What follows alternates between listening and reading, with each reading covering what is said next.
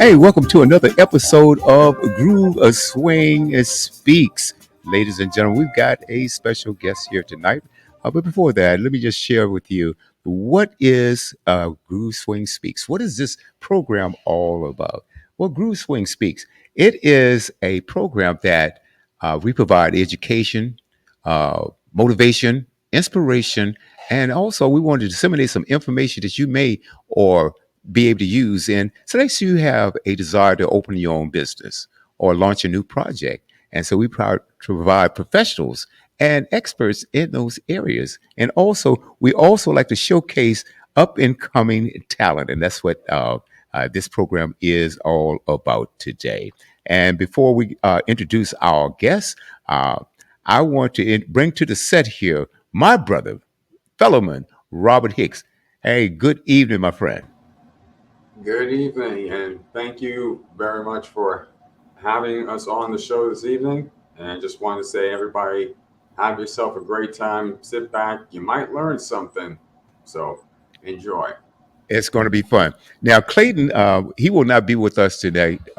He's celebrating his 36-year anniversary tonight. So he apologized. Love you too, darling. All right. Uh, I was just speaking to my daughter. She's getting ready to leave. We had a program earlier today, and it is a very important program, Robert. And we probably would have my co-host to come on Groove Swing Speaks sometime. And we talked about financial literacy. Talk about financial literacy. You know, you guys know that I'm a former stockbroker and a financial advisor. I still do that. But also, we had another gentleman on, and we talked about the various opportunities that's out there in the market.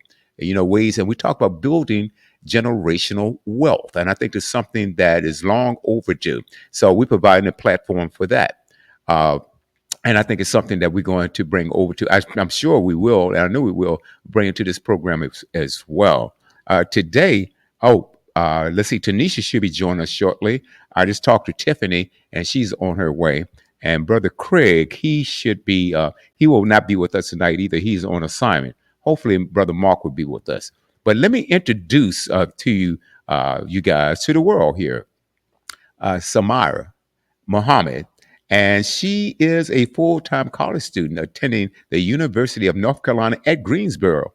And she's working towards and achieving her Bachelor's of Fine Arts in Animation. This ought to be fun. This should be a lot of fun. There's Tanisha right there. Let's see, with a minor in entrepreneurship and while attending the UNC Greensboro. She has been able to have her artwork. We want to talk about that also displayed. Now, help me out if I'm pronouncing this wrong. Is it Karate, the college art magazine, Oh, yes, and it's karate. Karate, Mhm. and had a chance to display her sculpture at the in North Carolina Museum of Art in Raleigh, and also served as an RA. Is that what does the RA stand for? Resident advisor. So I was just in Resident. charge of my living. Okay, for the International Apartment Tower Village, a cohort captain for the Guarantee Scholars Program, and an ambassador for both the Lord International Honors College and the College of Visual and Performing Arts. Also part of the Guarantee Scholars Program, Alpha Lambda Delta Honor Society, and UNC Greensboro University Marshals. Boy, that's a mouthful. Hey, welcome to the set. Thank you so much for joining us. Thank And she's also the daughter of our swing sister, Sabora. And hopefully Sabora will join us as well. So anyway, I'm going to start this off. Samaya, tell us a little bit. Your major is fascinating to me. I love the arts anyway. And you are seeking your Bachelor of Fine Arts in Animation. Are you do you draw? You also told us that you sculpture. You tell us about it. Well, I'm into a lot of things in the fine arts, writing, music, but I just gravitated to the arts the most. So the sculptures that you've been hearing about is mostly one of the first classes that I have to take. So it's a required class, and I just find it fun. But the animation program at UNCG is an amazing program ran by right now we have two professors. They're amazing professors, and also it's a new program, so it's still growing, but we was provided with a lot of opportunities, and it's an amazing program to work in. What does it feel like to walk into a building and you see your art on display? It's really amazing, and it's a great opportunity, especially at UNCG. They provide a lot of opportunities for students to have a chance to show their work, and the professors are known to pretty much provide these opportunities for the students. So whatever they know is coming up nearby or just around the art community, they really kind enough to share with some of us students so we can have a chance to pretty much show our work. I understand. Tanisha, welcome our swing sister Tanisha to the set. Hey, Tanisha. Let's see. I think you're muted. Okay, unmute you. Oh, yeah, there you There are. you go. Hey, everyone. Good evening. Good evening. Glad to have you on the show. I went to UNCG myself, so we got a lot to talk about. Okay. And now you read a little bit about our sister. Now, what would you like to share or ask from her? Well, I always ask people that normally go to UNCG is because they didn't want to be an Aggie or they didn't feel like they were cool enough to become an Aggie. So I was wondering if that was your goal. Of course, I know because you have the program over there at UNCG, because I look at UNCG as being the eclectic, artistic, whimsical folks and things like that. So is that the reason why you chose UNCG versus being an Aggie pride? I did apply to Aggie. Okay. But just at the time,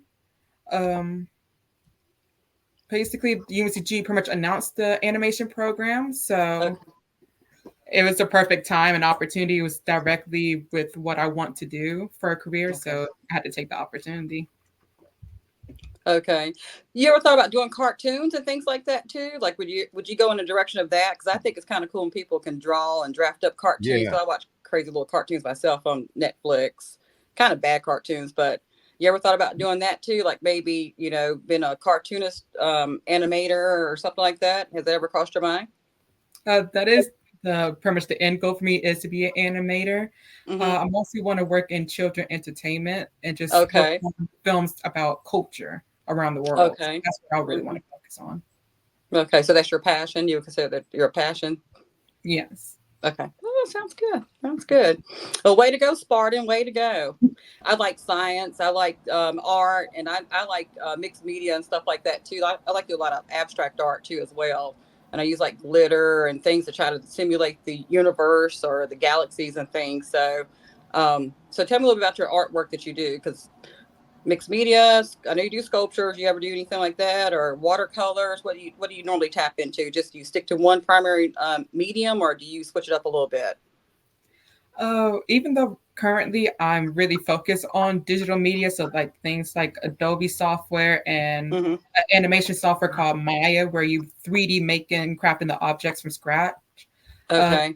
So that's what I've been focused on the most, but I have started getting into watercolors. Okay. Because recently at UNCG, animation students had the opportunity to work with one of the art directors from Pixar.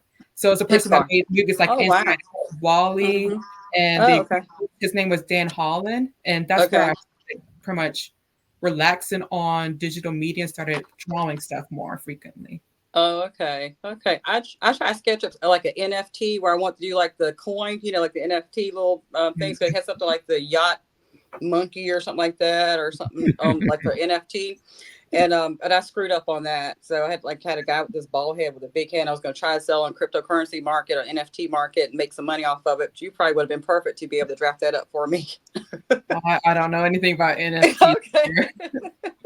Let's talk about the token market. But yeah, I'm really impressed. I'm proud of you too as well. Keep up the good work. Robert? Yeah. Yes, definitely. And one thing also that you had a background is a minor in entrepreneurship.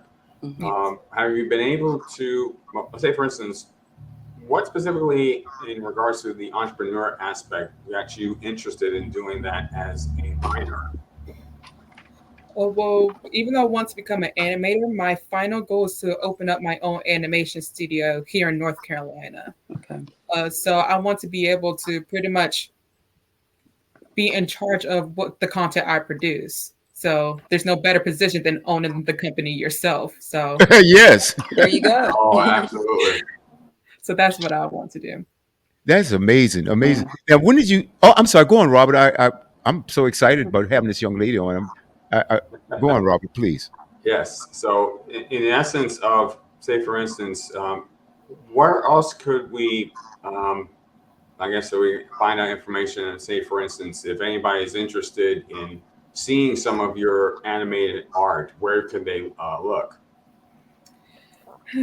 Sadly, unfortunately I haven't really published anything yet, but at UNCG, um, usually towards the end of the semester each year, or some that we have called iron pours for the CVPA. Oftentimes, the animation student works will pretty much be broadcasted during certain events.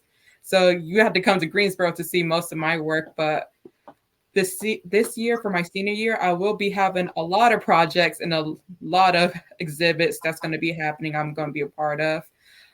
There's three big ones I'm going to be a part of. One is with the Lloyd Honors College, where right now I'm making pretty much a comic. So I'm pretty much building a comic from scratch, doing the work behind it, drawing environments, character studies.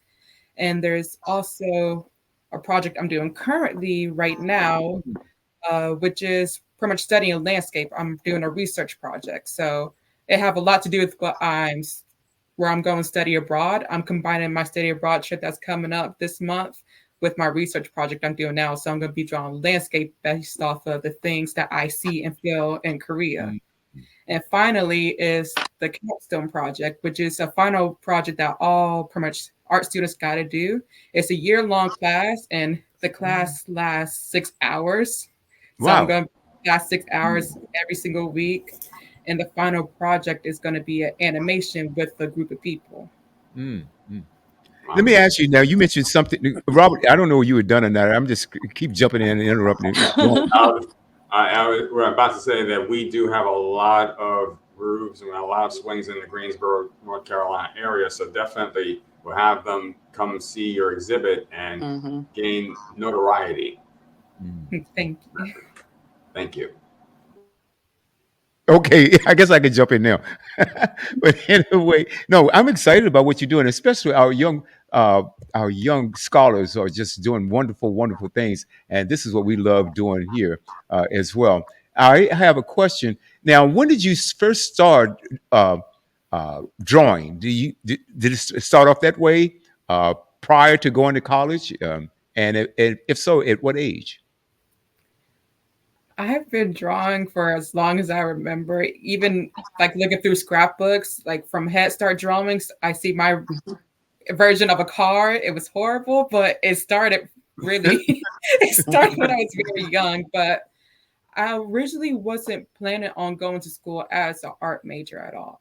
So I originally started applying to schools as a biology major because it's science, something I was good at. And I was more thinking about pretty much STEM programs known for making a lot of money, and I want to be able to take care of my family with that major.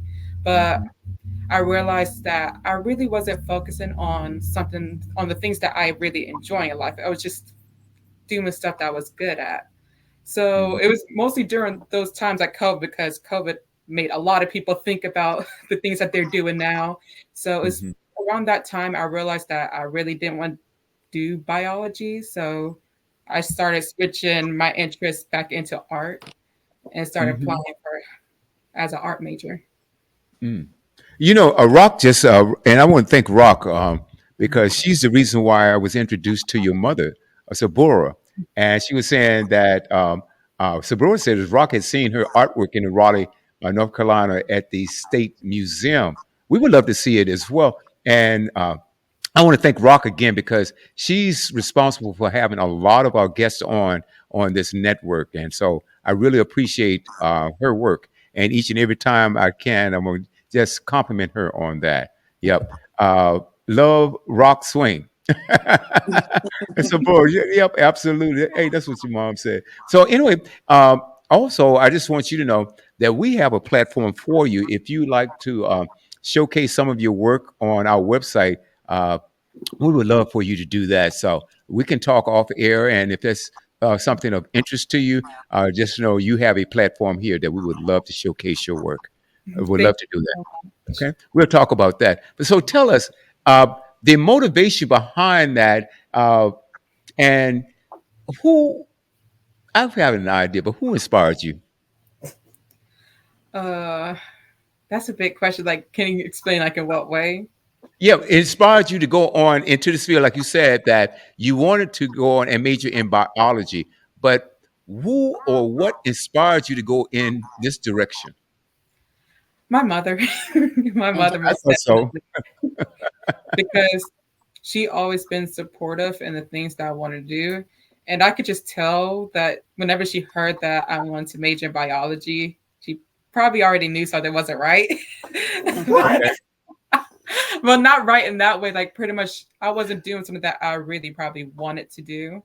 And Hmm. so it was just pretty much her support is what gave me the strength to really do the stuff that I wanted to do. Hmm. Now you mentioned something about this summer. Well, I think it's this month. You going to Korea? Yes. Okay. And last year you went somewhere else. Was Oh that yes. true? Yes. I Where went did to you go last year? Fukuoka, Japan. You went to Japan. Now, Oh. don't tell me you speak Japanese as well. A little bit, a little bit. I wouldn't say it's my strong suit. I know enough to not get lost and to hold a basic conversation. Right? And what made you want to go to Japan? There are many places in the world you could have gone. Why Japan? Oh, because it's been a long-term fascination with the country and the culture that pretty much started in middle school. I Hmm. of course was a fan of the cartoons. One of the Mhm. earliest movies I remember watching as a kid was a Japanese animated film called Ponyo, and just Okay. it grew from there. And I pretty much fell in love with the culture and the language. To me, the language is beautiful. Um, Pretty much the culture and the people there was Hmm. very nice, and it was just personal interest that just grew into a hobby. You know, it's fascinating. I have a nephew. He's boy, I forgot the college that he's going to kill me up in New Jersey, and it's an Ivy League school. But anyway, he is. Uh, his major is it math? Yeah. This cat, he's just brilliant. He's also a musician, but he also taught himself Japanese. I mean, I can't get that. Tanisha, can you understand? He taught himself Japanese, I can't and even understand and, English, so and and that's his minor. Oh yeah. my goodness! Hmm. You know, I barely got through German myself. Yeah. I had to take German because I Yeah. was a music major, Oh but yeah. Hmm. but Ja- I can't imagine teaching myself Japanese. But he's always been a very smart kid. Tanisha, Oh, okay. It's on me. Okay. I was going to yep. tell you too that Spring Hope is supposed to have I think AME's movie production supposed to be coming to Spring Hope, North Carolina. Did you hear anything about that? Oh no, I There's haven't. Okay, so of course, because it's like 2 miles away, not 2 miles, but 2 hours away from the beach, 2 hours away from the mountain. So they want to do like a lot of casting over in Spring Hope. So that was a good location. So if they don't do that, that might be a good area to maybe set up your studio at some point because you're going to need a lot of space and acreage in order to set that up. Because I most definitely believe in you. I know that would take place, but I was going to ask you another question. Are you open to like doing like some side work? I know that you're really busy on your schedule, like with your schedule. Are you open to do some freelance work, anything like that? Uh, Usually just depends on when I'm asked because Okay. with all the things I do around campus and pretty much my major is time consuming. So Hmm. it's usually depends on the time and whenever someone asks. Oh, okay. When somebody asks, okay. Um, so when you decide to do your cartoon animations, would you need somebody to do some voices? Because I got like the best voice when it comes to cats and squirrels and things like that too. Would you like for me to give you a little taste? No. Mess with you. You do it. I like to copying cats and squirrels. Those, like I love my squirrels and I love my cats. I have no kids, so those are my kids, if that makes sense. But I got my own little squeaky voices when it comes to the squirrels and the cats and things like that too. And I'll just do it just to have a little bit of fun with you too. I do that for free because that's fun to me, because that's like my passion, because I like being silly like that when it comes to animals. So, but I'm really super impressed and super proud of you. I mean, that is really a good field to go into. And it's, you can be creative, and the sky's the limit when it comes to creativity, especially animation, cartoons, writing, drafting, everything like that. And I like art. Like I told you before, how I like a lot of abstract art. I've even used like rice on some of my my art pieces. I've actually stretched my own canvases and things like that. So I'm really impressed with you, because you don't really find a lot of different artists, but not ones that are actually like really passionate about it. They get into it, say, oh, I'm going to just become an art major, but don't really have a plan later. And you seem to have a game plan for that. It sounds, yeah. Yeah. It does, which I think is fascinating as well. Yeah. Yes, exactly. And also because you actually will begin to open up more people to understanding a little bit more about the arts. For people who are maybe technical, they can get an appreciation of understanding the abstractness of your work, and also being able to get a little bit maybe more about ease and a little bit of a positive feeling, abstract feeling, and just being more open to understanding, because art is very subjective in itself versus because you see it for what you think what it should be versus it being objective. Maybe a little bit of both, but I definitely appreciate it more that you've mentioned that, and it basically has opened my eyes a little bit more, to be able to see things more in a arts realm. So, but definitely looking forward to some of your future work and endeavors. One thing I'm also seeing here is that you were Guarantee Scholars Program. Can you tell us a little bit about what that entailed? Or I'm glad you asked, because that's one of my favorite organizations on campus.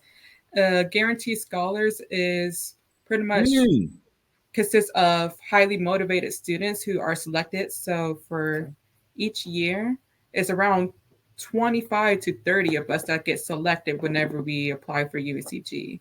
And they help provide not only financial support, but really support in the community. So we learn things about how to pretty much use our money wisely, pretty much programs around campus. They have guest speakers and business expos that come in and talk to us students. And it's a really amazing program with a lot of amazing people working for them. It's just a great community, because whenever you come into Guarantee Scholars, that's like the students there are the first people you meet on campus.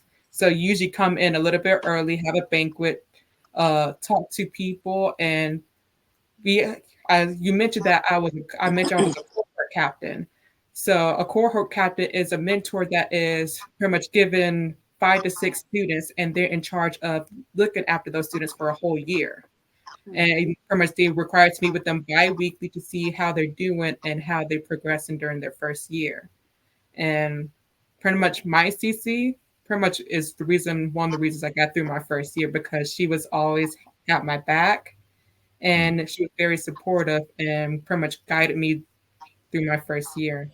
So I'm really thankful for the Guarantee Scholars Program.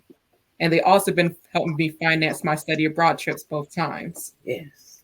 Oh, that's pretty amazing. Oh, wow. Okay. That's pretty amazing. Now, let me ask you, your future goals. Are you planning on setting up a corporation? And if so, would that be a nonprofit organization? I mean, corporation. I haven't thought that far ahead, because I'm using a lot about entrepreneurship stuff. So right now I'm making a business plan for my business. Right. And I'm still working on what type of pretty much business I want to be.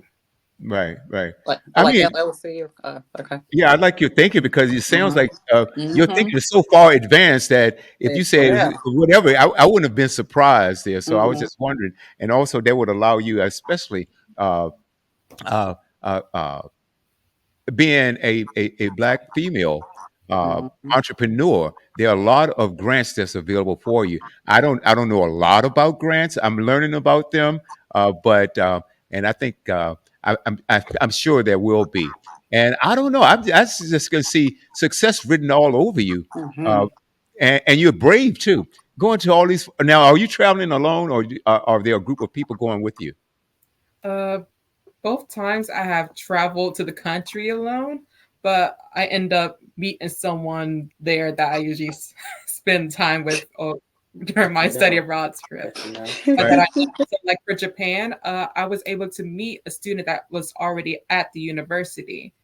Hmm.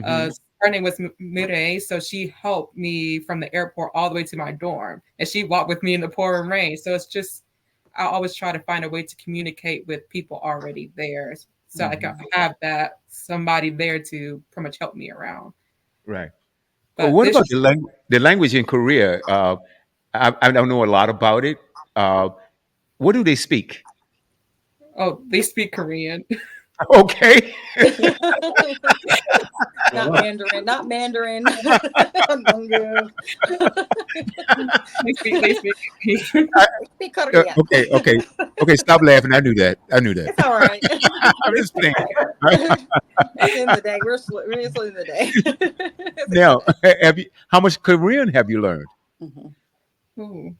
So I decided to just start learning on my own, even though I'm going pretty much I'm taking a class as a complete beginner, but I really Mhm. didn't want to go there knowing nothing. So I at least know Right. the alphabet and I know how to introduce myself. And so far that's about it, which is very different from my Japan trip where I had like a year or two prior before the trip to learn the language. Right. Right. Right. Right. Yeah. And have you sampled Korean food Yeah. before? Yes, I have a Okay. couple of times. Okay. And you still want to go? I'm just Yeah, joking with you. very much, very much. Okay, no problem at all. So now tell me, you graduate now. You're a senior. Are you planning on getting your master's and then on to your PhD, or I what plan is your educational journey? Where will it stop? I plan on it stopping at my master's. So Okay. I am planning on maybe taking a year break and to work on my portfolio and hopefully have time to take on outside projects from other people. But Okay. I want to be able to pretty much relax, not yeah, relax that too because I've been in school all my life. So taking a year Right. off, just taking that mental relax. And also, I wanted to pretty much have time to organize all the knowledge I've been learning in 4 years and put all of it towards something, and pretty Hmm. much figure out how do I want to do things with my talents and my career. And then I plan, hopefully, I go to NC State for my master's. That's where I want to go. I think that's important. To take a break, like you say, you've been in school all your life. You deserve a break, and it sounds like you're doing a lot. How many hours are you carrying? Credit hours. Uh, Yes. Right now, senior year is going to be the least amount of hours I have. I'm doing the Mm. bare minimum, 12, because that's all that's all I need. Uh, Right. because I've been making sure I pretty much stay on course. So I created my 4 year plan when I was a freshman because I really wanted to stay on schedule.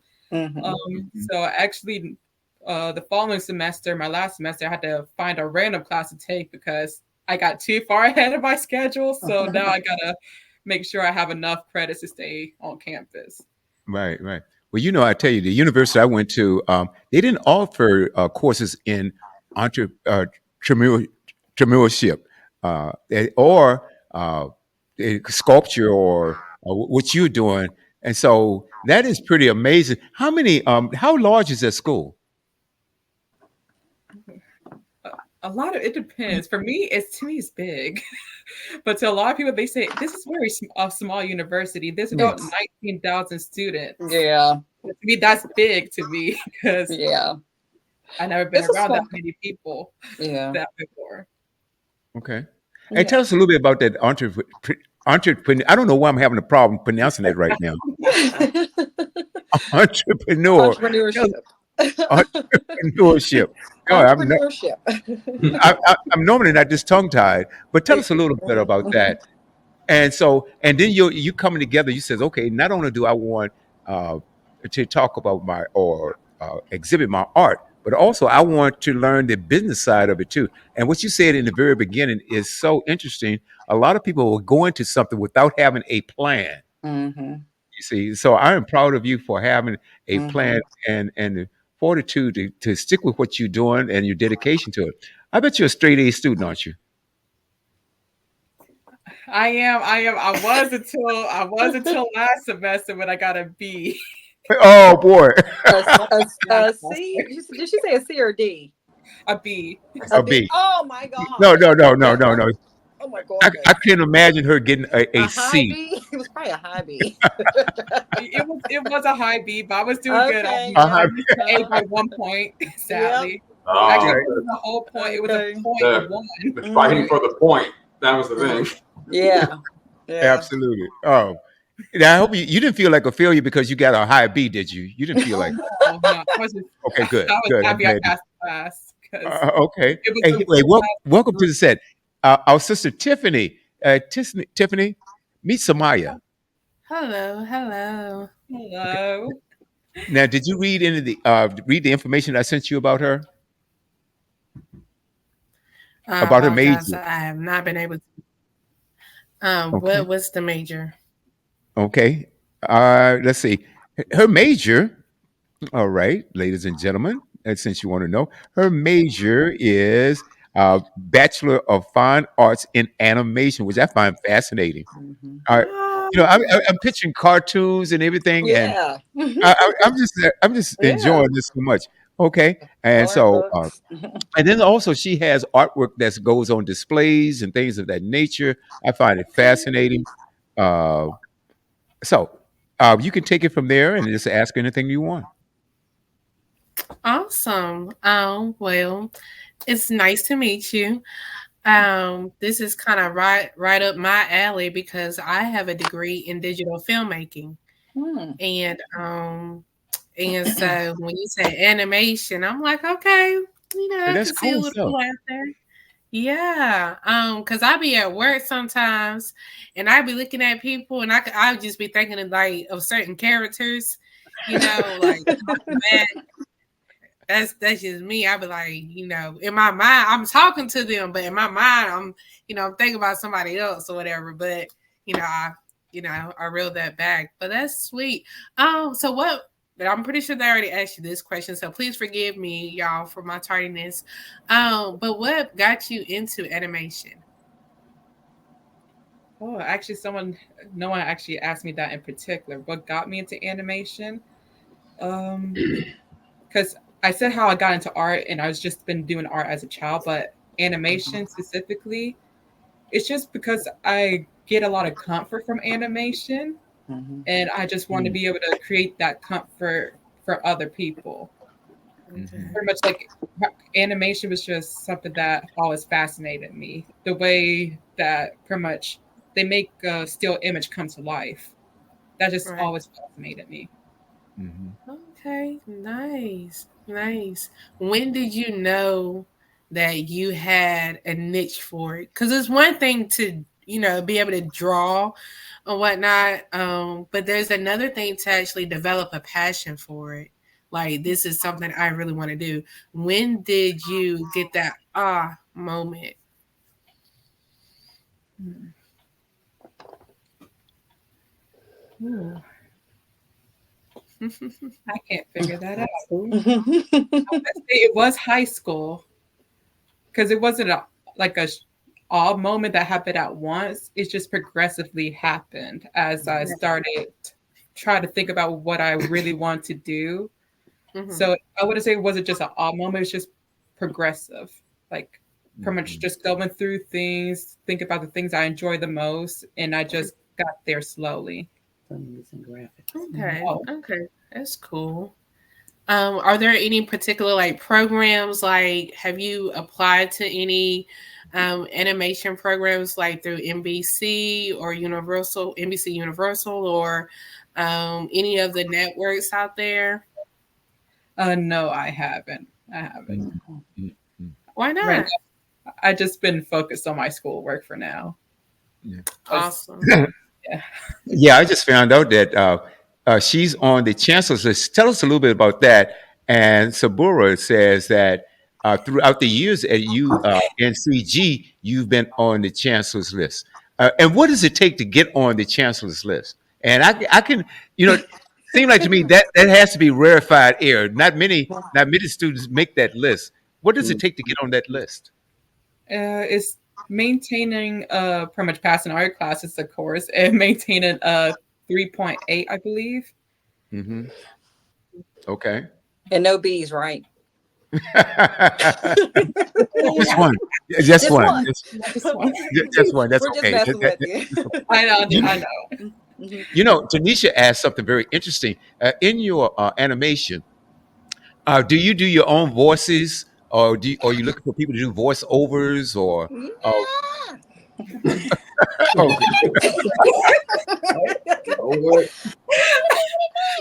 No.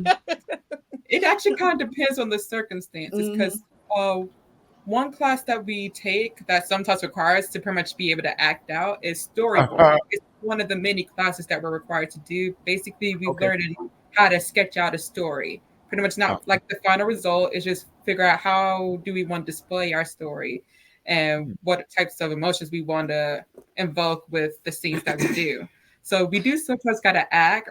I'm usually not one to do it because I am shy. I don't really like acting in front of people or cameras, even though I'm in front of camera right now. But see, but we had only one project where we had voice actors, and that was actually pretty much the previous semester.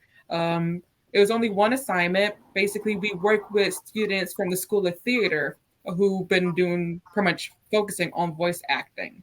So that was an awesome opportunity to pretty much work in the position as a director and pretty much work with that student on the type of voices that I wanted for my animation. Interesting.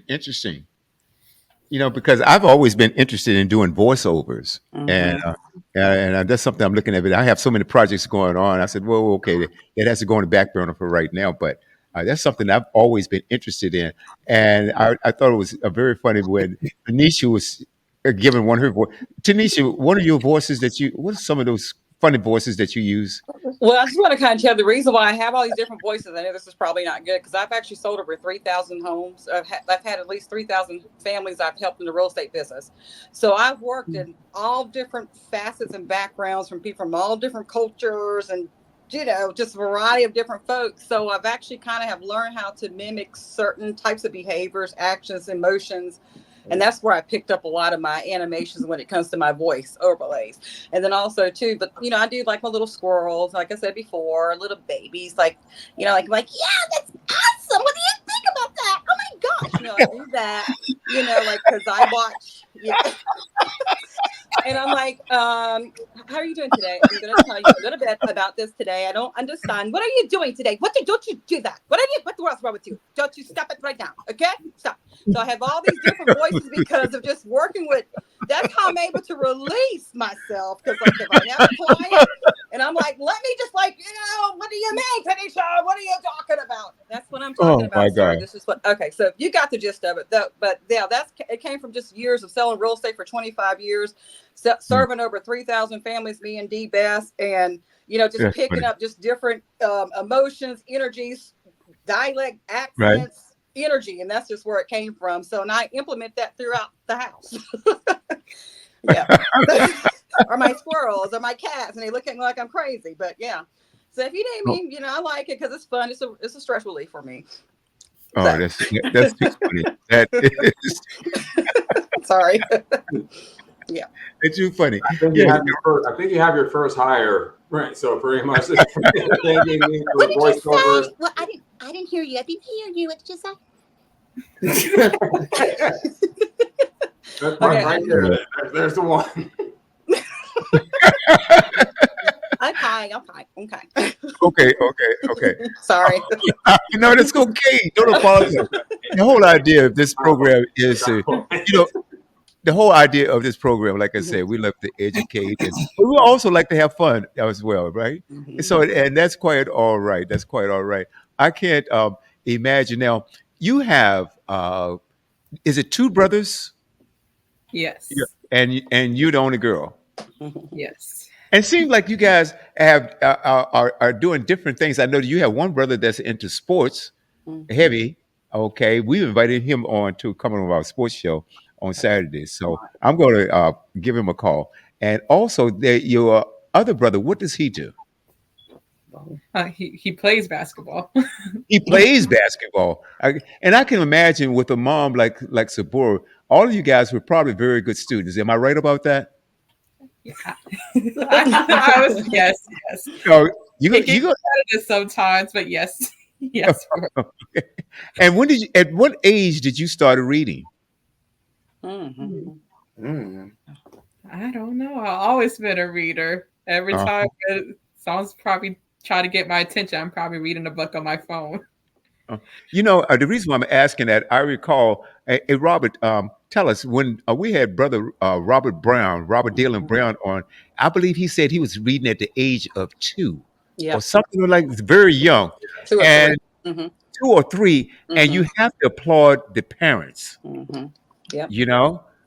They could give them a toy, the children a toy, or they can give them a book. Mm-hmm. And I applaud the parents that really start reading to the children and teach them how to read and those types of things. You get used to it and you become love it, in love with it.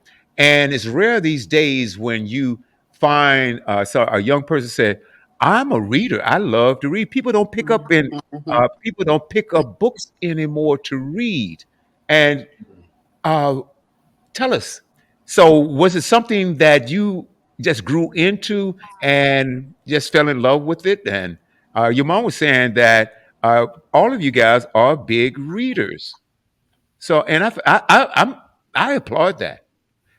Give us your take, Samara, about reading.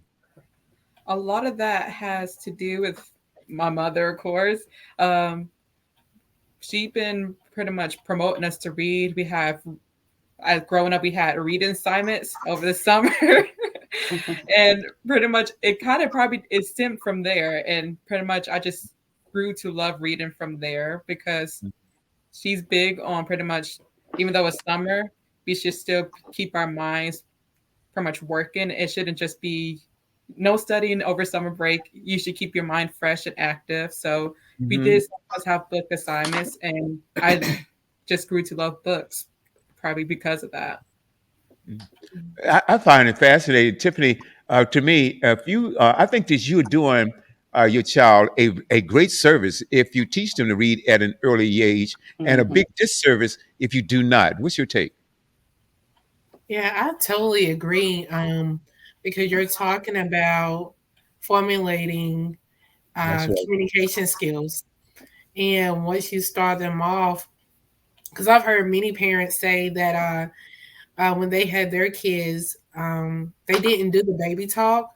They talked to them like in a regular tone. So Hmm. then by the time Mm-hmm. that they were 2 or 3, they were able to carry out full grown sentences, Mm. um, that was relatively beyond their age and in conversation pieces. And I've seen little clips here and there where you would have a child who would probably be like at least at the age of 3, and this child was relaying to their mother like, I didn't have a good day today. I was really upset. Who says I was really upset? You know what I mean? Like, what child at the age of 3 or 4 says I was really upset, and they are able to, speak without, Articulate. Yeah. Mm-hmm. sounding like a baby. And so I believe, starting off, they say even starting off in the womb, they say, Mm-hmm. just Mhm. reading to your child, saying, even if they're in the womb and even after they're born, just talking to them, I believe that's very important. So starting them off that way, and just having them to read even the little books, you know what I mean, at the age of 2, and just starting off. I believe it goes a long way. It really does. They would be so much further advanced than their peers, and you could tell a really, really big difference. Yeah. Well, as a matter of fact, I was having this conversation, and Sabura says she started reading to her children while they were in the womb. I Yes. could not agree more. I Mhm. could not agree more about that. And it's the tone that you set with your children even while they are being born, before they are born, because children, believe it or not, and there are studies that they feel what the mother's feeling. Mhm. Let's Mhm. say the mother's always depressed, or there's a lot of negativity that's going on while the child is in the womb. It's going to affect them Right. one way and it's not going to be in a good way. So I couldn't agree with you more. I'll tell you guys a quick story. Um, I had got into a spat with a preacher one time because we were at a dinner table. I'm not going to repeat what I said because something slipped that I shouldn't have said. Something slipped, and we were talking, and I said we need to start nurturing our children before they can talk. You Mhm. know, while they're in the cradle, and even before. And he was saying, "No, brother Brown, you just need to let children be children." I said, "Pastor, I can't agree with that." And so I was a candidate to be a deacon. And Mhm. so what I Mhm. said next, they kicked me off before I became a deacon. Okay. Wow. He said, "You've got to listen to me because you've got to agree with me because I'm your preacher." I said, "Don't care who you are." I didn't quite use that language, but it was at a dinner table, a bunch of people, and um, let's say I didn't make it. And then I said, "Well, I didn't want to be a deacon anyway." So that was, Mhm. Mm. he really did me a favor.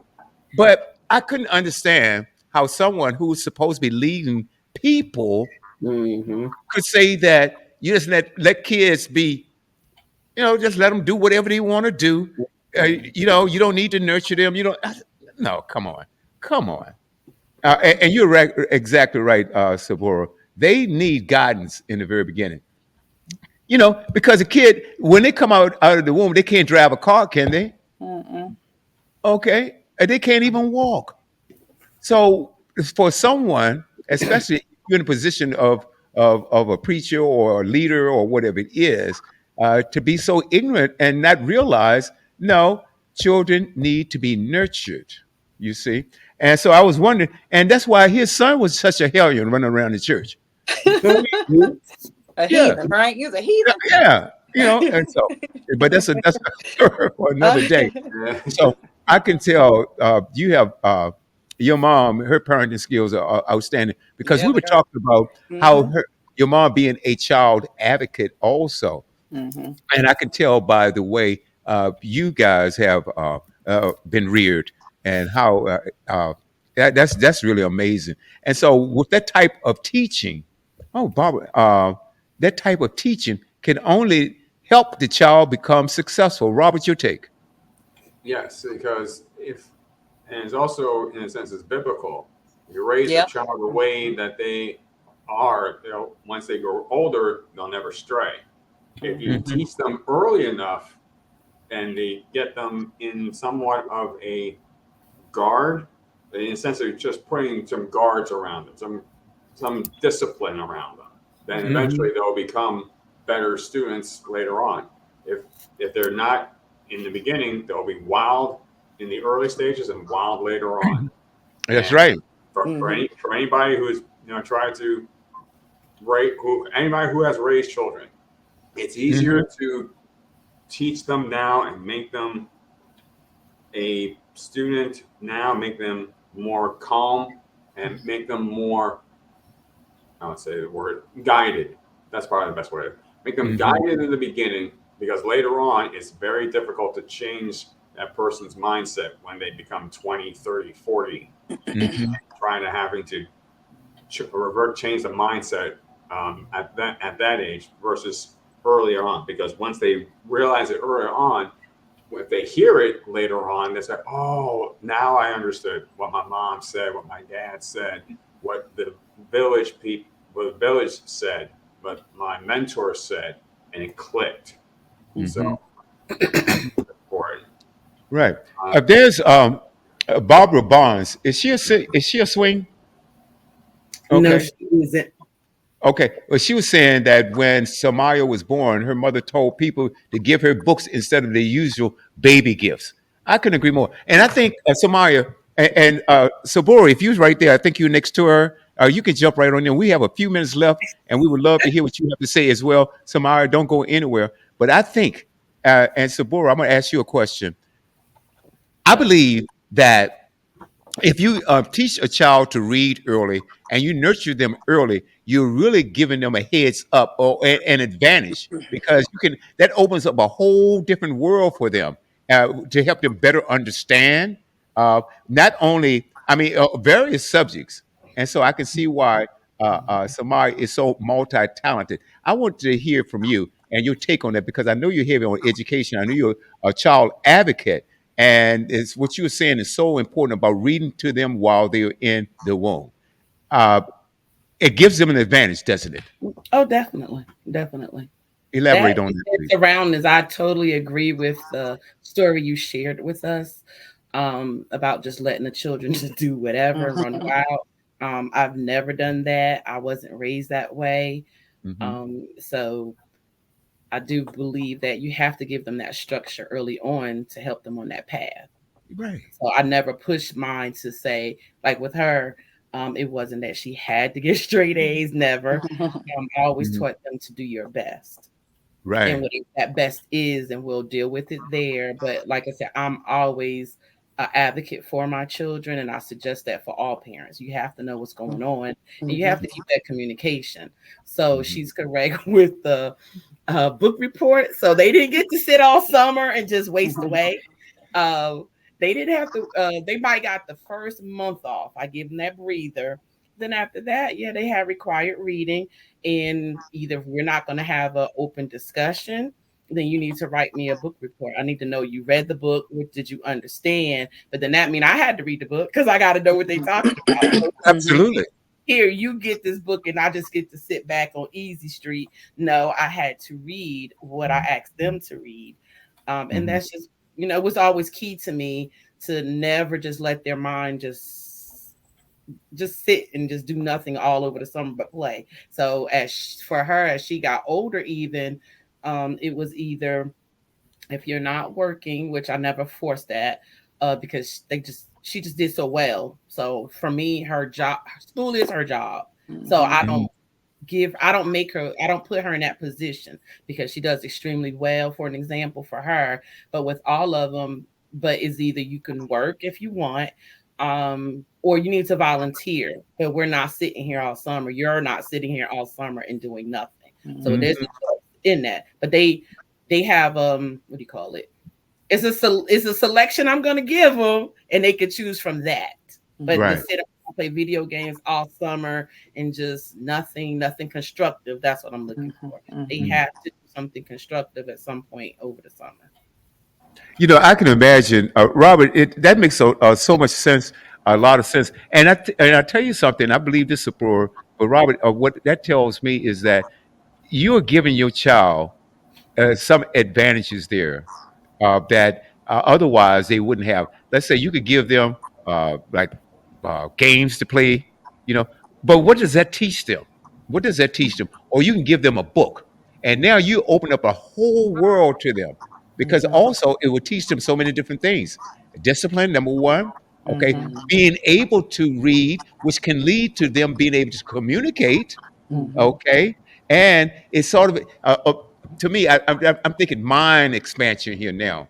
It's just like learning a foreign language, and it's you take children that learn a foreign language, okay, and also that are into music or whatever it is. It expands their mind and opens their mind to other ways of learning and different ways of interpreting things. Rob, your take on this? Yes, many years many years have gone by for anybody who's gone through educational system and realizing during the summer break where the kids are beginning to um, pretty much try to relax, but also they lose a lot of the information. They pretty much and then when they go back to school, they almost have to relearn everything over again. Versus what you're doing, Sister Sabora, in regards to making sure that they continuously learn. Because if anybody's not continuously learning, they're pretty much becoming obsolete. They're pretty much are going to be people who are not going to be too effective, which is why over the summer when the schools give summer reading or parents give them books to read over the summer, it's really just to reinforce what you've learned not only in school, but also reinforcing the mind to be able to, as Feldman Brown said, to expand on your mind. And also, there are certain things that are taught at home that are not taught in schools. So why not be the catalyst at home and be able to teach your kids what it is that they need to learn? We can teach people about languages. We can teach them about finances. You can teach them about leadership. You can teach them about talking about all different types of topics. Mental health is another one. I'm looking over at my library and talking to be able to learn about history that is taught in our schools. But definitely it's something to inform our children, because they are going to be the ones who are going to be leading us into the next generations. So why not give them the advantage? Why not inform them? Why not give them the heads up that they need? Exactly. And there's a lot of free stuff we can do. Most people, well, I ain't gonna say most, there are a lot of people who don't tap into that. So even with the summer reading at the library, that's very much free for your children. Signing them up for summer reading. I do that as an adult. We just come from a reading kind of family. That's excellent. Yeah, my cousin is on here as well, and she's a big avid reader. So we challenge each other. And actually sometimes I'll do like a virtual book club even with her. She's all the way in Texas. But we'll read a book, catch up, talk about it. So it's what you pour into the children, really. Absolutely. I think also if you don't do that, you're leaving your children vulnerable. Very much so. And I'd like to have your take on that. Conversely, I saw something that was very, very sad. It was on Facebook.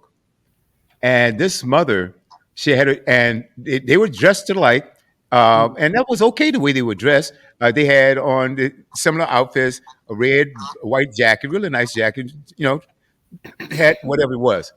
But the problem was the language that was coming out of the mother's mouth, and they're out there throwing up gang signs. Oh, wow. Now we're talking about a baby. This little girl, I'm guessing she couldn't have been no more than 5 or 6 years old, and she's out there throwing up gang signs with her mom. The mom's using all type of profanity. And I'm thinking now, oh my God, this mother is destroying this little girl's life, because to this young girl, she think it's normal. Yep. And it's okay. It's okay to be rude. It's okay to be crude. It's okay to just do just about anything. And what a disservice, Tanisha, that a mother or a father can do to their children by doing this. Conversely, different and opposite of what Sabora is teaching or have taught her children and other children that way of life. I'm thinking it's just awful. To me, it should be a crime. And we perish because of lack of knowledge, and there's knowledge within books. And I also want to tell you something too. I think with the education system too, they actually implemented that if in order to be a plumber or electrician or just the tradesmith jobs like that you can normally get, that you can pick up from your Uncle Bubba, Tom, Junebug, whatever, you can just pick up to train it to be like a brick mason or bricklayer or whatever. You didn't have to go to school. You can just learn just by, on the job training. But now they have implemented in order for you to be able to have those particular skill sets that you have to go to school. And a lot of men do not like to read.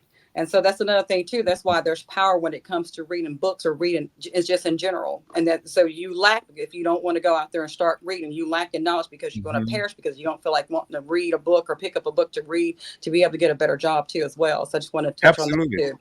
Yeah. But also though, sis, with that, because like I said, between working with children and of course having children, Uh-huh. we have to acknowledge that boys are different. So what you give a girl, he may not be interested in. They will read. It's what you offering them. So even in my after school program, I had a young man. He told me he don't like to read. Right. Yeah. Just said, okay, whatever. But no, I knew he was interested in basketball, so I found him LeBron James. That was one of his people they love. You have to hit them with where they're at, and I'm a big firm believer on that. You have to look at, but that's knowing the child. If we're not taking the time to know the child, how can you really, focus in on them? Because school is a one way. Is this a straight line? And it's either they're going to get it or you're not going to get what they want you to do. But I'm a person where I'll go out, reach out. I'm watching. I'm learning from them, having those daily conversations. Oh, he likes LeBron. Okay, well, let me go find him some on my time, find him some LeBron books. It's something that I know he's going to look at, or basketball, so I can kind of will it in. So they'll learn, but again, we can't throw the books either. They look at how we are, what are we teaching them by our actions? Absolutely. I agree. To do as I do, so I have to be mindful of what I show my children. Do you understand what I'm saying? So yeah, they watch you. Yeah, they watch you. Is what you're saying. You have to lead by an example. You have to be a leader when it comes to your children. I understand what you're saying, and it reflects. Yeah, I've worked with all different type of population, nationalities, races. So it's across the board. They're going to emulate what they see, but we can't give up on them either, because I know grown men that have trades, they don't want to fool with the young people anymore because they already have a decision. They don't want to work. They don't. I'm just tired. I don't want to do this anymore. Right. If our children are a mess, and most people don't want to hear that, if they're a mess, that's because we allowed them to be. Absolutely. We don't want to get involved anymore. Right. But that's a whole nother. I know, a whole nother topic, right? Yeah. Well, it has to be an adult in the room. And like you said, now what you're saying, I know from personal experience, what you're saying is 1,000% correct. I had to mentor a young man one time, and he was about to flunk out of the 10th grade. Now, this is very late in life, right? But I knew that he was, and they wanted to flunk him. And the mom asked me to step in, and I did. I even met with the school, the counselors, the principal, the teachers, and everything. And they said, well, I think we should put him back. I said, no. I said, let me work with him, and I'll guarantee you that we're going to bring his grades up. And they were saying, well, he can't read. I said, oh, yes, he can. I said, there are certain things that I knew enough about him to know that he was interested in wrestling and racing. Okay. And I said, if you understand, I said, these are his interests. I said, words are words, whether it's one of those boring books that you want me to read. Oh, I said that. Okay, I sure did. I have a habit of doing things like that. And so, I said, but what it is, he's not interested in what you guys are teaching him. He's bored. I know he has to learn this stuff, but let me work with him. But you're exactly right. Meet them where they are. Find out what they are interested in. And if they're interested in something, they will read it. But we have to start much earlier than when in the 10th grade. You can't wait until a child is 14, 15 years old and expect. Now, miracles do happen, and you can turn someone's life around, but why disadvantage them by not getting them started early? We're almost out of time. I'm going to let the rest of the panel. I'm sorry, go on. No, I was saying it takes time. You have to be involved. Got to be around. Right. You can't really learn your kid and other kids if you're not, there you go, not being present. So like with Maya and my other children, the boys, they men, seeing where they gravitated to and being supportive of that. You understand? So when she showed me, because she's very modest and, I love that about her, but that's why she got me to the forefront. But even with her music ability, she's self-taught. She taught herself to play the piano and the guitar, stuff like. So I already seen that in her. So when she showed the interest, let me buy that. Let me find a way to get that to her, and that exposure helped a lot in all of them, really. But Samaya, you've been holding back. You didn't tell us about your music. No. Yeah, Of she's those very things. inclined. Go, girl. You didn't tell us about that. Hold back up 1 second. You taught yourself to play the piano. Yes. Now, do you still play? Uh, at school, I play almost every day. Sometimes I get to the music building whenever the sun rises, and there whenever it sets. Okay, That's her that's relaxation. fascinating. That's her That- relaxation. That's her downtime when other people might do other stuff. She's not the partier. So sometimes I'll just, even as she at school, we have a really good connection, I'll say, really good Oh, yeah. bond. And she'll call me and I'll just listen to her play the piano, and it's very soothing. But she doesn't read the music, but she know how to play. Well, I tell you what, that's also a mind expansions there. I don't know whether you let's see, did I play? Was it Lonnie Liston Smith I was playing earlier? Expansions, expand your mind. Things that we talk about: reading, music, foreign language.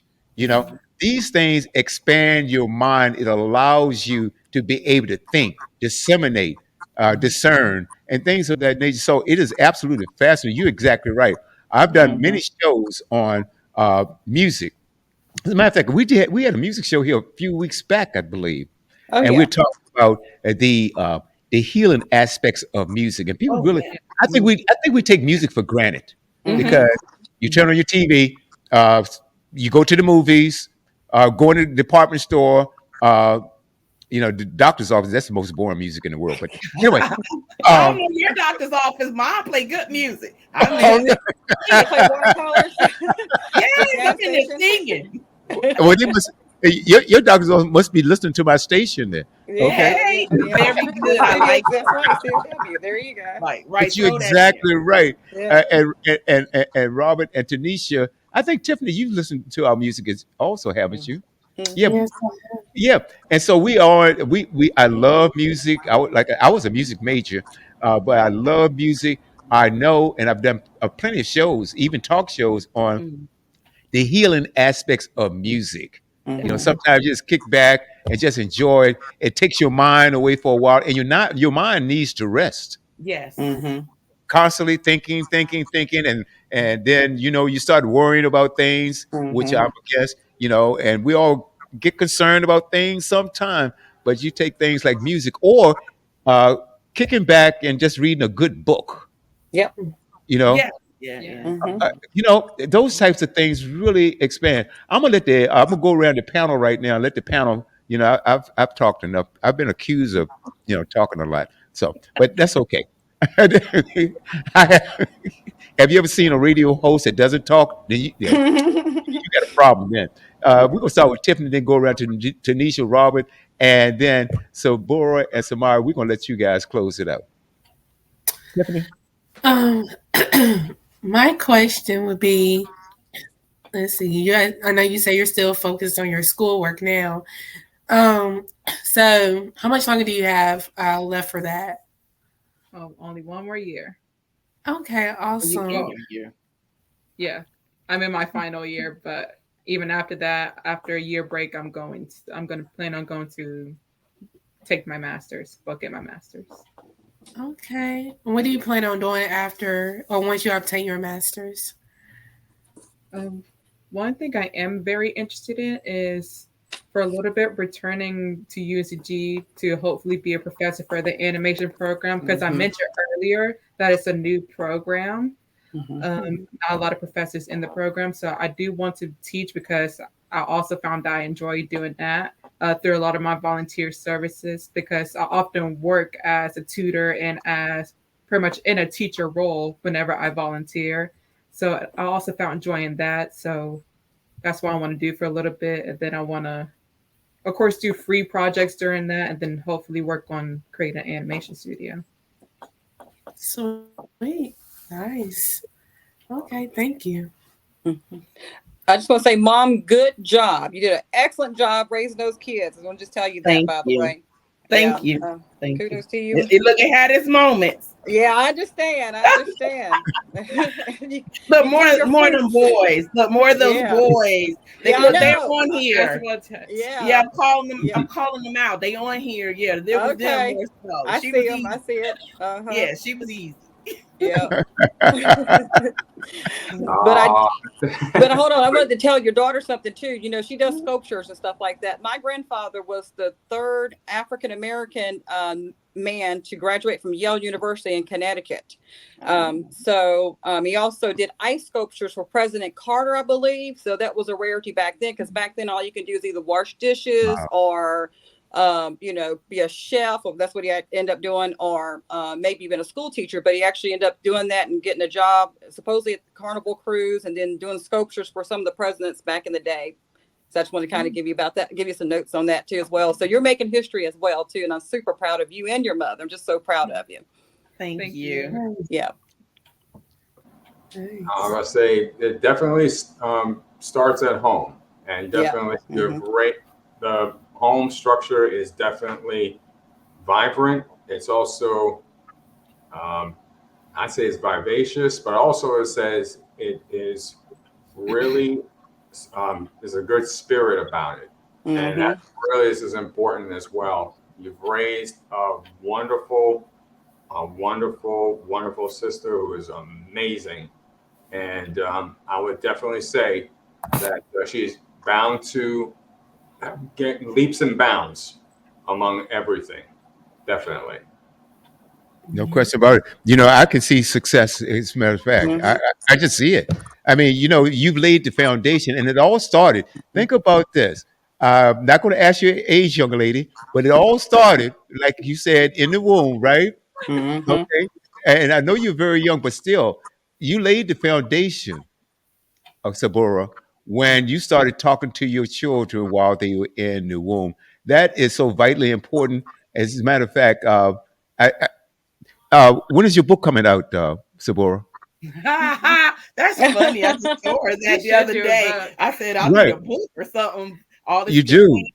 But see, my mom, I don't know, she did the reading in the womb, but I also did the music, so I could relate to you. I put the headphones on my stomach with the classical kind of vibration. Yeah. So it's gonna be you're the reason. Yes, maybe that's why you like class, because we love everything. Classical music. See, she like classical. What 21-year-old just sits there? I'm like, I give her not many. Not many at all. Okay. That is so true. That's why I don't like heavy metal, but we kind of listen to all kind of genres here. But yeah, as far as reading, what I was gonna say is I owe a lot of that to my mom. She was a young mom. I think I said that when I was on the show. She's a young mom, so we can't even excuse that because you're young, you don't know what you're doing. But she would have the legal pads. Yeah, I am. I'm not that old, but I am not that young either. But she's got the yellow legal pad, and she used to write. I had to learn my Roman numerals. See, outside of school, Roman numerals. I had to know some Spanish at an early age. It was like a list on her pad that you better study this stuff. So it trickled down from my mom, from me to my children. And then today is my oldest son. He has a daughter, and early on, she's 4, and she know how to spell her name and all that good stuff. But early on, before she could speak, really, her mom started teaching her sign language. And then I had to pick it up because I was intrigued to know how to speak to her. And so we all kind of just started learning it. And it wasn't that she had a disability or nothing. Her mom wanted her to learn how to communicate at an early age. So we definitely people. I mailed her a whole box of books just recently. So, I can say, it's a village. It just takes all of us. Yes. I'm really fascinated. And, it's so refreshing to hear. It is so refreshing because the conversation we're having right now, it's not shared. And so that's why we do this program for that very reason. And Tiffany and Tanisha and Robert will tell you, because we're big on education. We're big on nurturing. We're big on motivating our young adults and even our younger, older adults and our mature adults. This is a program for everybody. And I'm so proud of what you've done, because it is something that's understated and underutilized. If a mom is having a child, it doesn't take much to start reading while they're in the room, or putting on some nice soothing music. I mean, I wouldn't put on any rap music at that point. I mean, if they grew into and want to do that later on, it's fine. Okay. But like, I know I played classical music when I was in college or in high school also, and in college, and we also had a concert band. We had a jazz band and these types of things. So I'm big into music. I'm big into education. And folks, start teaching your children before they can even talk. Mhm. I do that. Oh, and let's give a shout out. Roshan Wheeler is in Yeah, the house. Monique yeah. Adams, she said New Haven is in the house. Davina King, Sharon Young. Is it Tadeus Mohammed? That's the oldest. Yeah, her son. Is that your son that's a sports analyst that I've Yeah. invited on? Uh-huh. Yep. Tadeus, I'm calling you out again. Yep. Okay. Okay. And Samad is in Barbara here. Barnes. So Mhm. hey, thank you guys so much for tuning in. I just love this show because we get a chance to share ideas with the world. And I can't thank you enough, Samaria, for coming on and sharing your experience. And you're a very unique young lady. Yes. I'm proud to have met you. Mhm. I'm proud of what your mom has done. And this is something that needs to be told. And again, Sabora, when is the book coming? Look, we'll work that out. We'll have Oh, we'll work that out. Oh, yeah, boy. the vision that. Yeah. Okay, I can too. Any last words, Samaya? Oh, Yes, Amaya. Go ahead. I don't know if I have any last words besides thank you for inviting me. It's been an honor. Tell Thank them you bye. for the opportunity. Tell them bye in Korean. Look, do you know I bye? said I know my outfits and I know how to introduce myself. So introduce yourself. Why? I'm not in that See- point where I'm ready to say it See, out she's the loud. shy one. Yeah, that's all right. But guess what? It took a while for her to come on because we wanted her on the last time you were on. Now, Mhm. at least she came on this time. Yes, yes. She's growing. I try to Okay. avoid Mhm. Hey, that's all right. that. You're welcome back too. Mhm. Okay. As a matter of fact, when you come back from Korea, we would like to have you back on. How about that? Mhm. Yeah. That'll be good. That'd be good. We would love to have that. Robert, any final words, sir? I gotta say, it's a pleasure, and thank you for taking your time for being here today. We definitely have learned a lot, and I definitely would, as WB said, would love to have you back on again. And also, just make sure that everybody just listens every single Tuesday night. It's on the Chiron down below. The times, always the same. Tuesday nights, 7 p.m. East, 4 p.m. West, 11 p.m. GMT. So we hear this all around the world because we are global. And that's definitely something that I thank Felman Brown for all he does.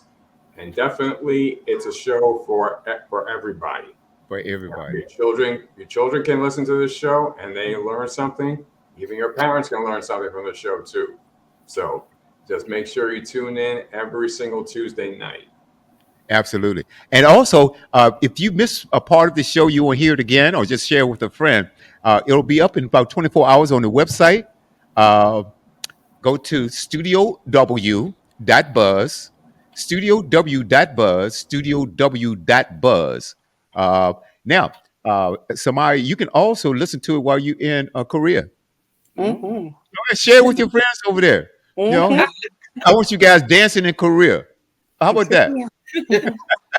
And when Share- will it be on the link you sent me for the YouTube? They weren't able to access anything Oh live. my! You can get on live, so we lost a Mhm. whole lot of people because I hit most. Oh of them. my goodness! Now they could have looked it up. Studio W the Buzz.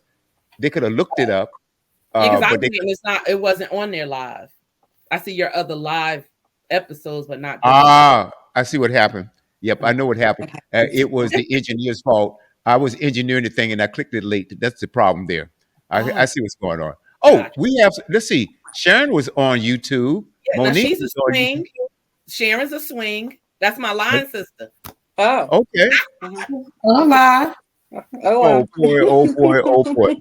Yeah. Oh, Sharon and Monique, tell you what. So you missed part of the show. So go to studiow.buzz in about 24 hours and you can hear the entire show please like, share, subscribe, and comment. StudioW.Buzz, StudioW.Buzz. It can be heard anywhere around the world. Now we're on Facebook Live, LinkedIn, and Twitter, and the app Studio W. That's Android. Studio.W is Apple. Ladies and gentlemen, thank you so much. It's been an absolute pleasure. Looking forward to having you back, Samaya, when you come back from Korea. How about that? Yeah, sounds good. Thank you so much. Right, thank you. Enjoy your night. Enjoy your night. Good All night. right. Bye-bye. Bye. Hey, keep it locked right here, ladies and gentlemen. Don't go anywhere. Music, talk, sports, comedy, entertainment, and more right here on The Buzz. Studio W Global Radio Network. Enjoy your evening.